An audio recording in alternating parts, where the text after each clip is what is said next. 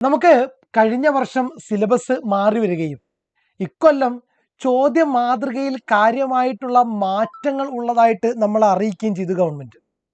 അപ്പോൾ പല കുട്ടികളും വളരെ വലിയ ആശങ്കയിലാണ്, എങ്ങനെയാണ് ചോദ്യം വരാൻ പോകുന്നത്, എന്തൊക്കെയാണ് ഇനി നേരിടാൻ പോകുന്നത് എന്നുള്ള വിഷയത്തിലൊക്കെ. ആ വിഷയം നമുക്ക് നമ്മുടെ അടിസ്ഥാന പാഠാവലി എങ്ങനെയാണ് ചോദ്യങ്ങളിൽ മാറ്റങ്ങൾ സംഭവിച്ചിരിക്കുന്നത് നമുക്ക് അറിയേണ്ട ഘടകമാണ്. നമ്മളത് പരിശോധിക്കാൻ പോവുകയാണ്. അതുപോലെ എന്തൊക്കെ പുതിയ മാറ്റങ്ങൾ ചോദ്യങ്ങളിൽ എവിടെയൊക്കെയാണ് കടന്നു വന്നിട്ടുള്ളത്. ഇത് ഉത്തരങ്ങൾ പരിശോധിക്കുന്ന ഒരു സെഷൻ അല്ല എന്ന് നിങ്ങൾ ആദ്യം എന്ത് ചെയ്യണം മക്കൾ ഓർമ്മയിൽ വെക്കണം. നമ്മൾ ചോദ്യ മാതൃകകളും ചോദ്യത്തിന്റെ മാർക്ക് വിന്യാസങ്ങളും ചോദ്യത്തിന്റെ പാറ്റേണിൽ വന്നിട്ടുള്ള വ്യത്യാസങ്ങൾ എന്ത് ചെയ്യാൻ പോവാണ്, ഇവിടെ പരിശോധിക്കാൻ പോവാണെന്നുള്ള കാര്യം നിങ്ങൾ ആദ്യം ഓർമ്മയിൽ വെച്ചേക്കുക. സെറ്റല്ലേ? ഓക്കെ. 1 മുതൽ 4 വരെ ചോദ്യങ്ങളുടെ ഉത്തരം തിരഞ്ഞെടുത്ത് എഴുതുക, ഒരു സ്കോർ വീതം. അത് പഴയ ക്വസ്റ്റ്യൻ പേപ്പറിലും അങ്ങനെ തന്നെയാണല്ലോ ഉള്ളത് സാറേ? യെസ്, അങ്ങനെ തന്നെയാണുള്ളത്.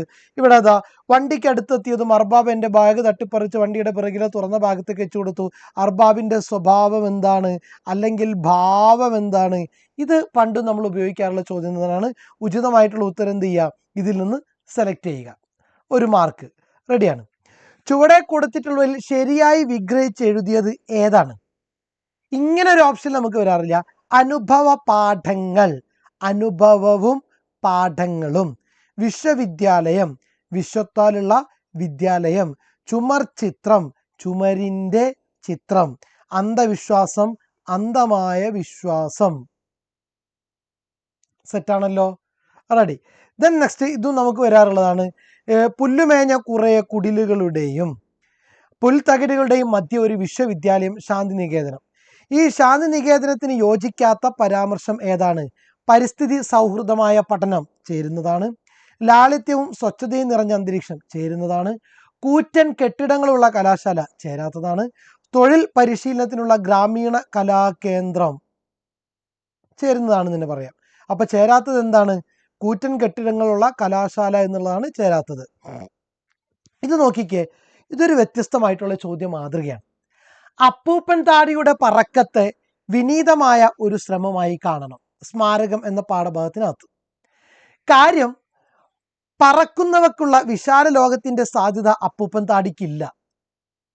ശരിയാണ്, ചിറകുകളില്ല, ദേശാന്തരങ്ങളില്ല, ഇതൊന്നുമില്ല. കാരണം അപ്പൂപ്പൻ താടിക്ക് ചിറകുകളില്ല. ശരിയാണ്, ഞാൻ ആദ്യം തന്നെ ഉത്തരം പറഞ്ഞുപോയി. പറക്കുന്നവർക്കുള്ള വിശാല ലോകത്തിന്റെ സാധ്യത അപ്പൂപ്പൻ താടിക്കില്ല. കാരണം അപ്പൂപ്പൻ താടിക്ക് എന്തില്ല? ചിറകുകളില്ല. അപ്പൊ നമ്മുടെ ശരി, അത് കാര്യം തെറ്റ് കാരണം ശരി. നമുക്ക് ഇതും ശരിയാണ്, ഇതും ശരിയാണ്. കാര്യം തെറ്റ്, കാരണം ശരി, രണ്ടും തെറ്റ്. കാര്യം ശരി, കാരണം തെറ്റ്, തെറ്റ്. കാര്യവും കാരണവും തെറ്റ്, കാര്യവും കാരണവും ശരി. അപ്പൊ രണ്ടിനും അതിൻ്റെ കാരണം ഇവിടെ പറയുന്നുണ്ട്. അത് ശരിയാണോ എന്ന് നിങ്ങൾ നോക്കിക്കഴിഞ്ഞാൽ സാധനം ഓക്കെയാണ്. സെറ്റ്? റെഡി. ഇനി നോക്കിക്കേ, 5 മുതൽ 6 വരെയുള്ള ചോദ്യങ്ങൾക്ക് 3ഓ 4ഓ വാക്യത്തിൽ ഉത്തരം എഴുതുക. എത്ര മാർക്കാണ്? 3 മാർക്ക് വീതം. 2 ചോദ്യങ്ങളേ ഉള്ളൂ. ബംഗാളിലെ ഗ്രാമങ്ങളിൽ കേരളത്തിന്റെ പ്രകൃതി ഭംഗി പ്രതിഫലിച്ച് കാണുന്നു, ശാന്തിനികേതനം. സാധൂകരിക്കുന്ന 3 നിരീക്ഷണങ്ങൾ എഴുതുക. സിമ്പിള്, നമ്മൾ പഠിച്ചിട്ടുണ്ട്. തെങ്ങ്, മുളങ്കൂട്ടം, വാഴത്തോപ്പ്. സെറ്റ്. ഈ യാത്ര എല്ലാ അർത്ഥത്തിലും എനിക്കൊരു ഹിമാലയൻ യാത്രയായിരുന്നു. ഇതിന്റെ അർത്ഥ സാധ്യത എന്തായിരുന്നു? യാത്ര വിശദമാക്കാലോ. സിമ്പിൾ, ഡയറക്റ്റ് ക്വസ്റ്റ്യൻ തന്നെയാണ്. ഇനി നോക്കുക, 7 മുതൽ 10 വരെ ചോദ്യങ്ങൾക്ക് 4ഓ 5ഓ വാക്യത്തിൽ ഉത്തരം എഴുതുക. 4x4, അതായത് 4 മാർക്കിനാണ് ഉത്തരവിടുന്നത്. ഇവിടെ നജീബിന്റെ ജീവിതഗതിയെ സൂചിപ്പിക്കുന്നത് എങ്ങനെ? സ്വാഭാവികമായിട്ടുള്ള ചോദ്യങ്ങളാണ്. അപ്പൂപ്പൻ താഴെ യാത്ര നൽകുന്ന തിരിച്ചറിവുകൾ എന്തെല്ലാം? സ്വാഭാവികമാണ്. ഇത് നമ്മൾ ടെക്സ്റ്റ് ബുക്കിൽ നിന്ന് ഡയറക്റ്റ് ആയിട്ട് ചോദിക്കുന്ന ചോദ്യമാണ്. ഇതെല്ലാം സ്വാഭാവിക ചോദ്യങ്ങളാണ്, മാറ്റങ്ങളൊന്നുമില്ല, പഴയ രൂപത്തിൽ. താഴെ തന്നിരിക്കുന്ന ചോദ്യത്തിന് ഒരു പുറത്തിൽ കവിയാതെ ഉത്തരം എഴുതുക. 7 സ്കോർ, 1 മാർക്ക് അല്ലേ? 1 നജീബിന്റെ കഥാപാത്ര നിരൂപണമാണ്. 2 ഒരു യാത്രാനുഭവം അടിസ്ഥാനമാക്കി ഒരു മനോഹരമായ വിവരണം തയ്യാറാക്കുക. യഥാർത്ഥ നമ്മൾ പഴയ കാലങ്ങളിലൊക്കെ ശീലിച്ചു വന്നിട്ടുള്ള പഴയ ക്വസ്റ്റ്യൻ പാറ്റേൺ അനുസരിച്ചുള്ള ചോദ്യങ്ങൾ തന്നെയാണ്. ഒരു സ്റ്റേറ്റ്മെന്റ് ലെവലിൽ എന്ത് ചെയ്യുന്നുണ്ട്? ചോദ്യങ്ങൾ മാറി വരുന്നുണ്ട്.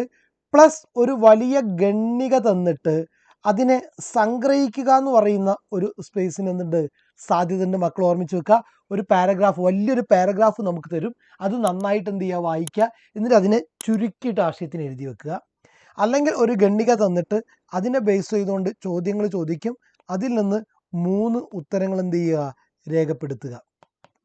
സെറ്റ്. അപ്പോൾ അടിസ്ഥാന പാഠാവലി നമ്മൾ സിമ്പിളാണ്. മുൻ വർഷങ്ങളിൽ പഠിച്ചതുപോലെ പഠിച്ചാൽ മതി. സ്റ്റേറ്റ്മെന്റ് ലെവൽ ക്വസ്റ്റ്യൻ ആണെങ്കിലും അത് ടെക്സ്റ്റ് ബുക്കിൽ നിന്ന് തന്നെ എന്ത് ചെയ്യാൻ പറ്റും, ഉത്തരം കണ്ടെത്താൻ പറ്റും.